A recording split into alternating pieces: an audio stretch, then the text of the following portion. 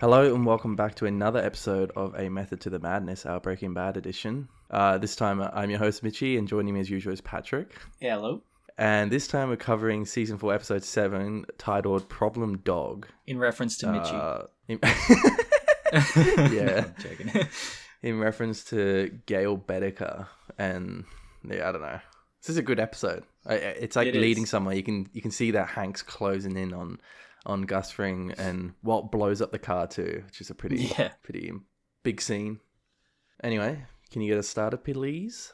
All right. After Skyler tells Walt that she's negotiated the return of Walter Jr.'s Dodge Challenger to the dealership, Walter angrily drives the Challenger to a parking lot, destroying the car. When Walter later drops off approximately $274,000, his bi-weekly profits, to Skyler, she is stunned by the amount, unsure how she will launder his annual meth lab earnings of over $7 million in mostly $50 bills through their car wash.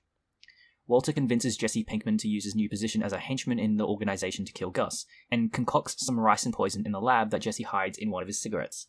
Mike brings Jesse along to a sit-down between Gus and the cartel, and provides Jesse with a gun. Mike is surprised when the cartel sends only one man to the meeting, who delivers to Gus an ultimatum. Gus, who had been prepared for a negotiation, rejects the ultimatum. Jesse contemplates shooting Gus as the cartel representative leaves, but decides not to. Is it, like, do we actually find out whether the ultimatum is rejected or not? I thought it was kind of left ambiguous. Yeah, it was. I'm not even sure what the ultimatum was. Well, the ultimatum was they want some dude, which I can't remember who they're fucking talking about. Oh, it's probably to kill Hank Schrader, right? Is that what this is about? I can't remember. No, surely not. The guy came with an ultimatum saying he wants something from Gus, but apparently Gus rejected it, which we didn't really see. This show kind of does that a lot, where we only see like the first half of a conversation, and then the second half is just implied. Yeah. Wait, because it's been so long since we did the previous part of this series, but have we seen Gus's relationship with the cartel yet? Has he gone to see Don and Laddie or anything? No. Okay, so that's... All we know is that they're sort of rivals, but can be friends kind of thing. And remember, he also planned the assassination of the dude by the Mexicans. Remember, he was on the phone? That was last season. Oh, okay, so that guy's already dead, right? Yeah. Okay. But we don't really get the backstory as to why he hates him so much until now. Until like the next few episodes, I think. Yeah. Yeah. I really like how Jesse's going through rehab and he's finally getting better. He looks a lot better. As a person, he looks a lot healthier in the show. Yeah, the makeup team does a really good job of that. Yeah. They don't make him look overly meth heady like the people in the last episode with like that dude with the shotgun. But they still make him look unhealthy when he's addicted to meth, and a lot healthier when he isn't. Wait, isn't that the next step? The next part, though? There was that scene where they were painting, and they were gonna talk to you know how Jesse's painting the wall. Oh right, yeah. That's what makes him. Yeah, he's cleaning up his house, right? So that's what makes him seem like way better. And also when he's playing that video game at the start, and he selects restart instead of quit, which is like yeah, such deep metaphor. Yeah, so symbolic of his fucking of his journey back to sobriety. Yeah, so at the beginning when Skyler is talking about how to get the Dodge Challenger back to the dealership, you know there's a Walking Dead reference in here? No, what? Yeah, so it's been more than a decade since I think either of us have watched The Walking Dead. Yeah. But in the first season, Glenn drives that same car, the Dodge Challenger. Right. It's the one he finds and he's like really excited about. Okay. And then she's like, "Oh yeah, you got to talk to the general manager. His name's Glenn." Right. Okay. And both these shows premiered on AMC. Yeah, true. And they were both airing around the same time, and both of these shows kind of kickstarted this like prestige TV age that we're seeing now. Yeah. Yeah. So it's a and similarly, there's a Breaking Bad reference in Walking Dead as well around like the similar season.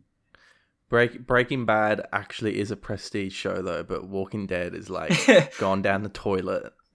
I say prestige, I mean like very heavily serialized like plotting, show. Yeah. And I can't believe it's finishing drama. Though. Yeah, I know. Isn't this the last season that's coming out of The Walking Dead? I think so. Like fucking 15 years later almost. Yeah, it's pretty crazy. Like it's been a long time. I think they've just like completely recycled the cast as well. There's like hardly anyone from the original seasons. It's just ridiculous. Like, why not just like make another show rather than just anyway? But yeah, I thought that was pretty cool. Yeah.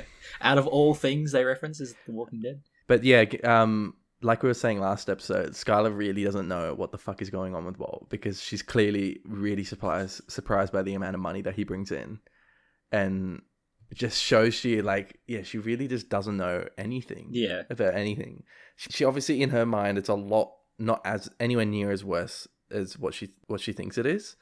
You know, like Walt's in deep with like some big criminals and he's earning like fucking heaps of money, like $7 million a year. Like that's a lot of fucking money. That is a hefty amount. Especially much so when you don't pay tax. Yeah. He's just willing to destroy that car and pay $52,000 to get it cleaned up. I like how I guess that's what, like half a week's worth of work. Yeah, it's nothing to him. And Saul works his magic and keeps it off the record, and then he goes, "Can I at least get an attaboy?" Yeah. Saul's fucking great. And then he wants to hire someone to ameliorate the situation. Yeah. Pretty much every scene with Saul is just gold. Yeah. All right, should we continue? Okay. Jesse returns to his rehab group. During his turn, he discreetly shares his feelings about killing Gail Bedecker, saying he shot a problem dog that otherwise did nothing wrong. Jesse angrily disagrees when the group leader tells him not to judge himself, and reveals to everyone that he had used the group as a market to peddle meth. The group leader finally expresses disapproval of Jesse. Hank meets with Steve Gomez and ASAC George Merkert and explains his theory that Gus leads a large meth operation.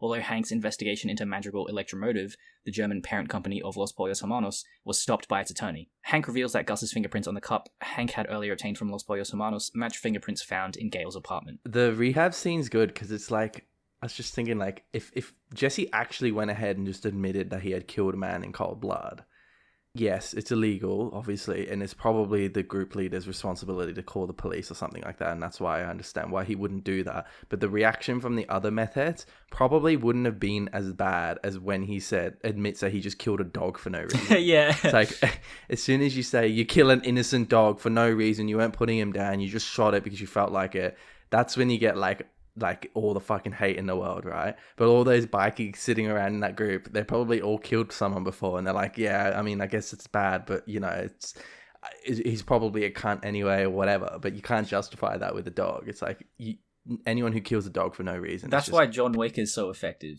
Like, you know, no one gives a fuck that his wife died, but as soon as his dog dies, he's like, oh yeah, we're on his side now. Yeah. Yeah. I mean, it just works, you know. That's so innocent. Yeah.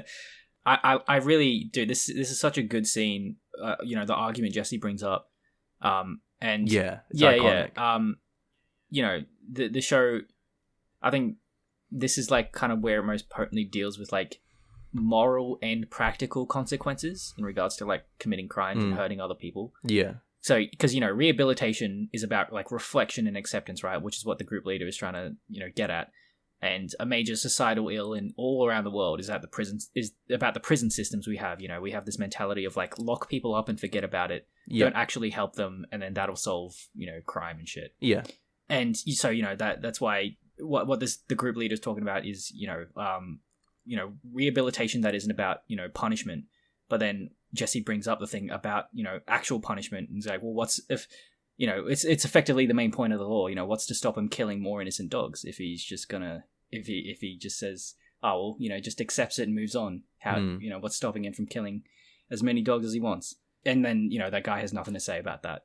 Well, mainly because Jesse brings up the fact that he was selling meth to the other people. Yeah. But I don't know. I wonder what he would have said if Jesse hadn't brung that up. Like, what would be his counter argument? Yeah, exactly. Yeah, it's a really great scene. Like, yeah, it also he says something. He says, if you do something and nothing happens, what's the point? He's also like kind of given up on life too, like a very nihilistic kind of viewpoint of what Jesse's saying. Like, I know he's referring to the crime as well, and you should. Why does it matter if you do good or bad? Because it doesn't really make a difference at the end of the day. That's what he was trying to say, but. It was also very nihilist too, which I liked. It was because it kind of links back to like that Fly episode and yeah, for sure. I wrote down this thing about in the scene where Jesse asks Mike what Gus meant when he says he sees something in him. And then Mike answers, maybe loyalty, except maybe for the wrong guy. Yeah. Which is interesting. Like, Mike seems to be completely on Gus's side, Yeah, that's true. Yeah. Like he's accepting the fact that Jesse could kill Gus because he's only loyal to Walter, right? But yet they keep him there. Yeah, and like he's obviously trying to convert him to their side. Yeah, he's manipulating him in like a weird, like reverse psychology way, I suppose. That's what they're trying to do. Yeah, but it's just, I don't know, it's weird coming from Mike, as like a couple episodes earlier, him and Walter at that bar, that conversation of like, well, if it could happen to Victor, it could happen to you. But Mike still seems like, strong in his loyalty to Gus. Yeah, he always has been. Yeah, and then we get the Hank and Steve Gomez. Oh, Steve Gomez comes back finally. Yeah. Yeah, like you were saying the other episode, we haven't seen him in a while. I like how, he's going through his theory, and then as soon as he mentions Gus, the demeanor on Gomez and the other guy just changes so quickly. Like, they just, like, they were, they were following him thinking maybe, this is kind of plausible, until they mentioned Gus, and it just shows how effectively Gus has built a rapport with the DEA. Yeah. Like, they're just so incredulous once they bring him up. Yeah. But then the fingerprints. Yeah, well, yeah, I mean, that's obviously it's the last thing before the episode ends, so it's a turning point for everyone. I really like that. Like, I've been watching Hannibal, the series about Hannibal Lecter, and it's also very similar in that, because the whole time it's Hannibal, because obviously Hannibal's a baddie in all his movies and shows. But like, all the people, the only one dude suspects it and he doesn't have any evidence, and the rest of the people are like, no, it can't be him, he's such a nice guy and all this and that, and you just know as an audience, like, he's pure evil as well. It's a very similar situation, like, just kind of pisses you off, I guess. Yeah. It's good. We're finally getting somewhere. Maybe people own a Gus. Yeah, it's all Walter's fault too, which is funny. Yeah, true.